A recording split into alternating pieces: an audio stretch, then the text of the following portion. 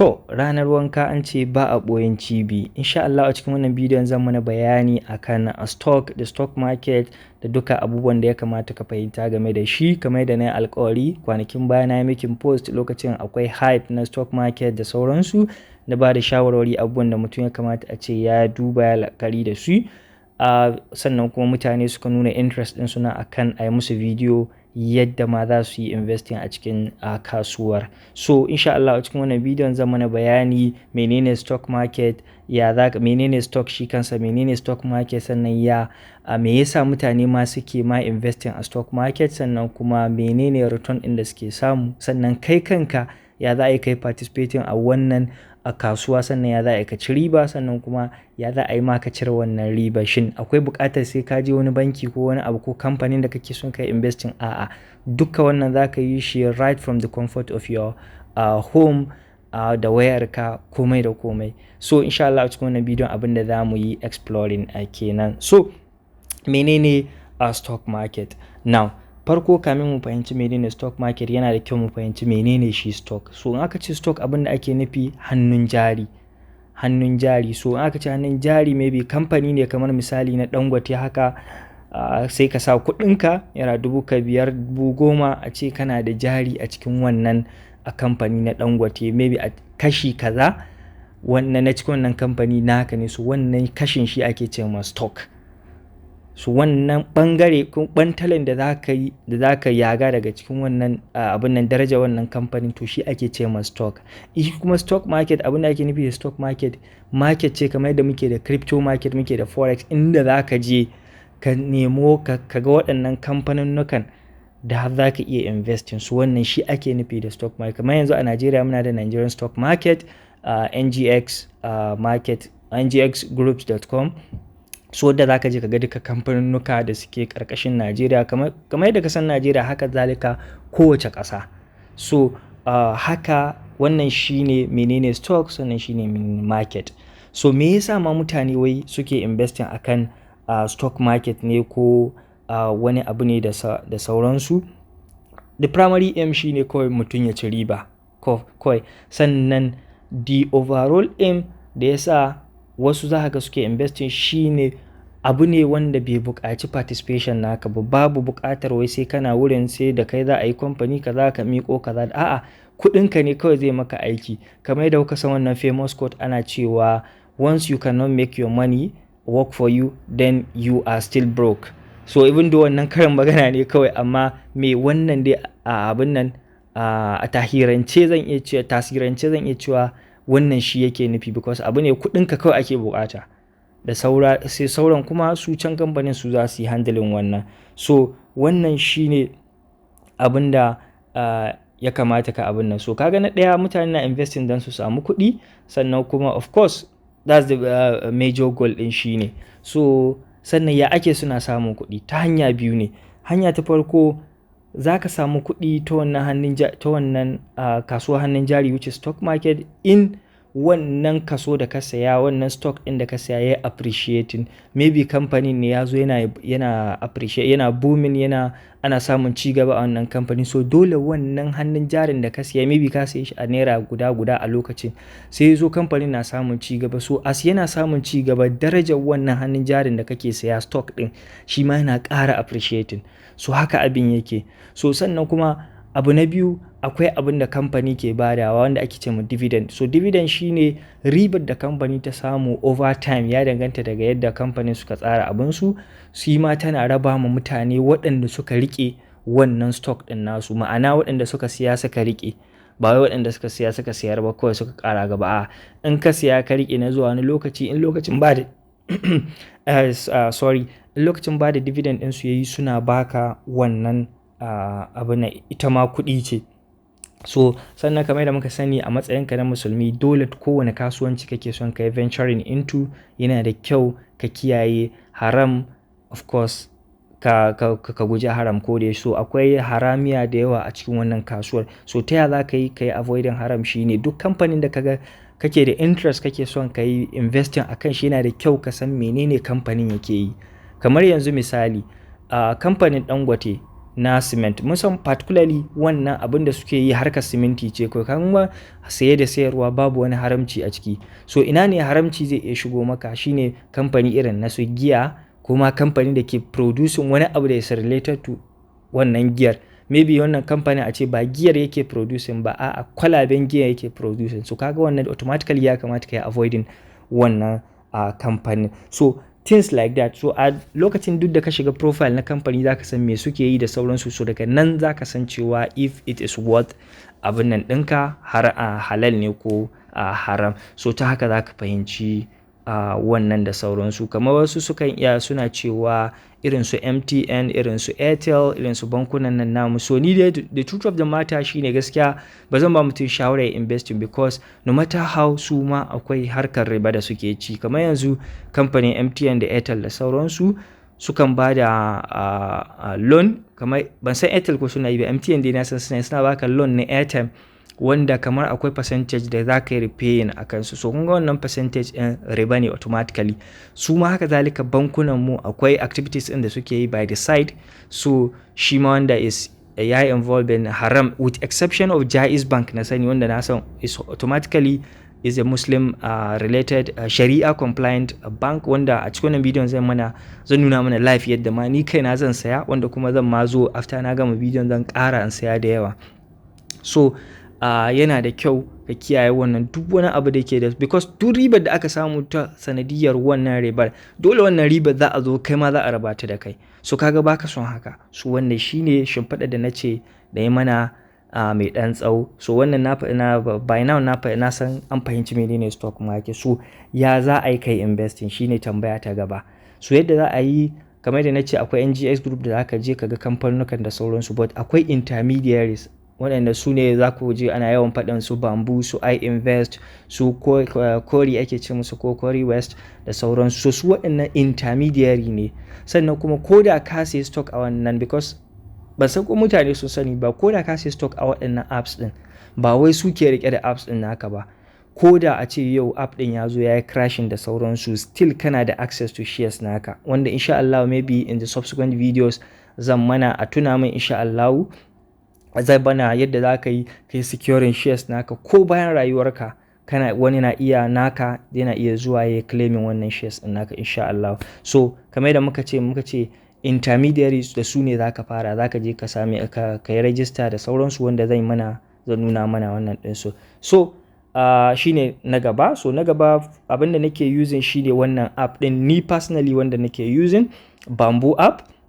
So wanda kuma of course akwai link wanda zan bari ko in ce code wanda za ka yi using as a referral code, wanda nawa ne. Of course in ka using nashi akwai bonus da za su dinga bani, but at no extra cost to you of course. So just a way of you saying thank you to me for making this video for you. So wannan shine Bamboo app. So da shi za mu yi trading. So sai mu buɗe, sai ka register ba ta da wahala, duka abin da suka bukata ka bayar bai da wahala, BVN ne da sauransu. So ni already na riga na yi register, so ban san bata lokaci wurin creating din account da sauransu, but pretty much abu ne mai matukar sauki. Details ɗinka kawai za ka sa, shi kenan za su yi verifying account naka, sannan sai kai making deposit, wanda zan nuna mana yadda za ka yi making deposit of course, because sai ka making deposit za su yi activating. Akwai wasu numbers that they are very very important, wanda su ne na ce maka ko da ba ka raye wani zai iya claiming shares naka. So dole sai ka yi making first deposit naka, sannan account ɗinka ya going 2 days verification, sannan sai su baka waɗannan 2 numbers ɗin, ana ce musu CSCS number, sannan kuma da ko CH something ne zan nuna mana su. So in ka zo nan yanzu na danna nan na yo ƙasa ina danna account details. So ga sunan nan kun ga inda aka ce CSCS sannan da CHN waɗannan. So na akwai numbers nan da na yi blurring nasu, zan rufe su, waɗannan nawa ne. Yanzu ko da ba na raye wani zai iya zuwa ya claiming based on information. Akwai inda za ka sa information ɗin wanda zai gaje ka a app ɗin, shi ma za ka yi claiming ɗin shi da sauransu. So wannan shi ne. So abu na gaba, bancin kai create account naka, ya za kai depositing kuɗi. It's very simple. Sai ka zo nan inda aka ce add money, sai ka danna add money. So da wallet US ne ko Nigerian ne, sai ka ce Nigerian wallet. so sai ka ce musu nawa zaka sa, sai in ce 10,000 minimum, kamar abinda ina tunanin kamar 5,000 ne ko if I'm not mistaken. So either way dai yanzu bari mu sa dai 10,000 misali muke yi, dama yanzu ba sa kuɗin zan yi mutum da na riga na sa. So sai ka danna wannan da ya ce deposit, ka danna zai tambaye ka wani abin nan kake son ka yi. So ni bank transfer nake using, because with bank transfer za su baka account, za ka yi minimizing, ka je app ɗinka ka yi sending. Kuma one good thing about it, ban sauko duka across all the other apps ba ne, wannan dai kana sending kuɗin nan za ka ga sun shigo wannan account naka na Bamboo ɗin. So a little tip here shine ka tabbatar da cewa account ɗin da za ka yi sending kuɗin account ne wanda exactly da sunan da ka yi register a nan app ɗin. So very very important, kaka je ka yi sending kuɗi daga wani third party suna ka ce zai kuma kana son yi reflecting ana a'a.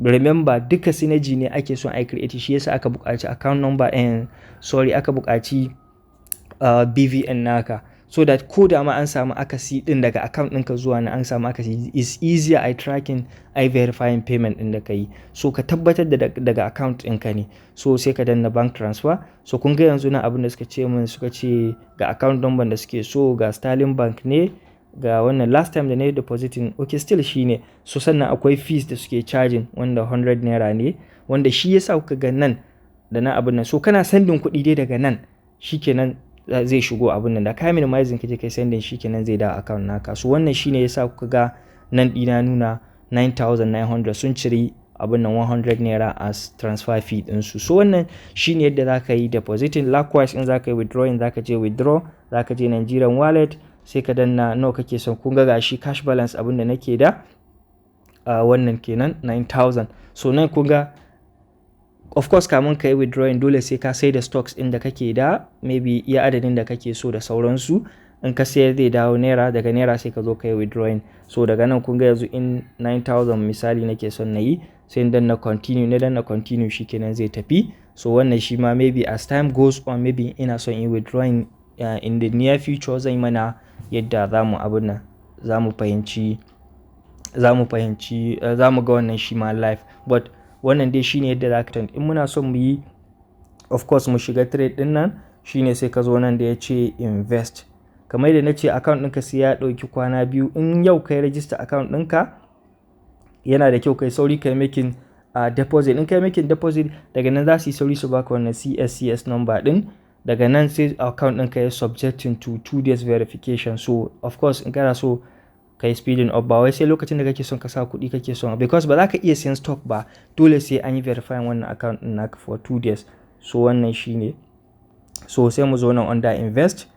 So muka zo invest, kun ga nan gashi US stock market, but ni ban da bukata da shi. Wannan kamfanin nukan US kenan, in ka danna su kun ga sunan Apple, Amazon, Disney, duk dai ga sunan su ma kana son ka siya. Nigerian stock market muke so, sai ka zo nan NG stocks, buy local companies, sai ka zo nan kun ga duka ga kamfanin nuka nan duka da ka sani, ga su buwa nan cement, su buwa food, su me ma bai nuno maka ba, kawai ka zo nan kai searching. For example yanzu Jaiz Bank, sai mu yi searching. Kun gani yanzu Jaiz Bank currently yana trading at 15 naira, wanda so sai ka zo nan da aka danna buy, sai ka danna buy, sai ce buy now, limit order, stop order. So muka ce za mu yi buy now at current price, so shine market order. Shi kuma limit order abin da yake nufi, maybe baka son ka saya a current price inda yake, maybe kana tunanin akwai yiwuwar stock din zai gangaro ƙasa, to kuma akwai yiwuwar farashin da kake hasashen daga nan ne in ya gangaro zai sake juya, to daga nan in ka danna sai ka sa farashin a nan. Yanzu kana hasashen maybe zai dawo ƙasa ga har zuwa maybe naira 14, to kawai sai ka sa wannan 14 point, sai ka danna proceed. So da ka danna proceed zai order ka ba za ta zama fulfill ba, dole har sai wannan farashin ya gangaro nan sai a siya maka na adadin kuɗin da ka sa. So wannan shi ne limit order. Sai mu danna buy now. So yanzu na nawa muke son mu saya, naira nawa muke son mu saya. Yanzu kun ga dai ga current price abin da yake, due to market change execution may differ. So kawai sai ka siya na 9,000. Mun bari mu sa na 9,000 mu gani, ko bari mu sa 9,500. So in na sayi 9,000, number of shares in da zan saya kenan, bari in na sa kwara 100 nawa yake nufi. Kun ga kwara 100 yana nufin 1000.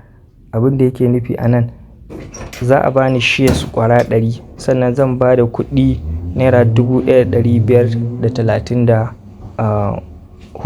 So abin da yake nufi kenan. In kuma na ce yanzu zan saya, in na ce zan saya na shares kwara 1000, shi kuma abin da yake nufi zan biya naira 15,340. So haka abin yake. Yanzu bari mu gani ko zai going through. So bari mu ce review order. So kun ga yayi 100 abin nan. So zan saye shi, estimated commission za su cire wannan ɗinsu.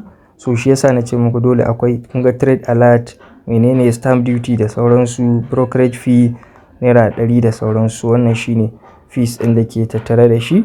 So za mu sai number of shares 630, sai mu zo nan sai mu danna place order. So sai mu jira order ta yi executing because so kun ga ya sa mana thanks kenan. So order mu ta yi executing.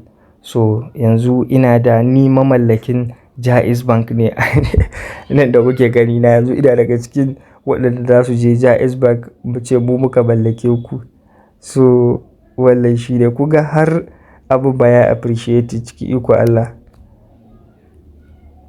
To kun gani yanzu ya kama 9,000. Kun ga da 9,900 nake da, yanzu har na samu ribar naira 64. So NGN stock portfolio ɗina kenan. So a portfolio ɗina gashi har na samu riba ma. So ku gani, so wallahi shi ne ga my stocks ɗin, ga abin da nake da nan portfolio ɗina. So ga abin da na saya nan portfolio weight da sauransu. So wannan dai shi ne, kun ga dai successfully mun saya wannan shares ɗin, mun kashe naira 960 da wani abu. So wannan shi ne closes, market opens closes in 1 hour. So market ɗin ta kusa closing because karfe 2 da wani abu ake closing dama.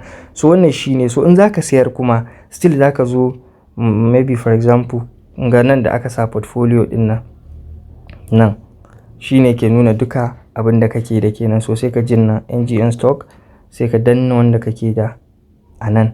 Kun gani sai ce kun ga yanzu market ɗin ta gangaro daga abin nan ɗin da take abin nan, yanzu ta dawo 14 point wani abu. To sai mu dawo nan sai mu ce sell. Kun ga sell now. Sai fara, kun ga yanzu muna da shares, sai in ce zan sai da kwara 600. Su kwara 600 8,000 da wani abu. Sai yanzu sell all. Kun gani shi kenan zai sayar da mun. So of course kamar yadda na ce muku yanzu kawai na siya ne, yanzu da na gama video zan sake sayan wani. So haka ake saidawa. So in ka saida zai dawo cikin NGN wallet ɗinka, wannan wallet ɗin. Kun ga yanzu wallet ɗin nan yanzu abin da take reading 300 ne kawai. So kun gani 9,000 ta koma cikin stock yanzu ba cikin wani. So dole sai ka sai da stock ɗinka sannan kuɗi zai dawo cikin wannan wallet ɗin taka. So da ya dawo wallet kuma daga nan sai ka yi meke da suna, za ka iya ka yi withdrawing daga nan. Kun gani deposit transfer da sauransu. So wannan shi ne ga abin da na siya nan kuna gani. So haka abin da yake. So ina fatar wannan bidiyon ya ba mu comprehensive bayani akan yadda stock market yake, menene shi, ya za ka yi siya, me yasa ake yin shi da sauransu. So insha Allah zan dinga yi mana, na samu time zan dinga mana topic video time to time, kun time video. Wannan na san dai yayi tsayi. So wannan shine, Allah ba mu sa'a. Ka kuma ta ai liking, ai dropping comment. Wannan shi zai motivating dina. Of course kun san crypto nake already, so but I thought it's something that I want to also be part of. So why not share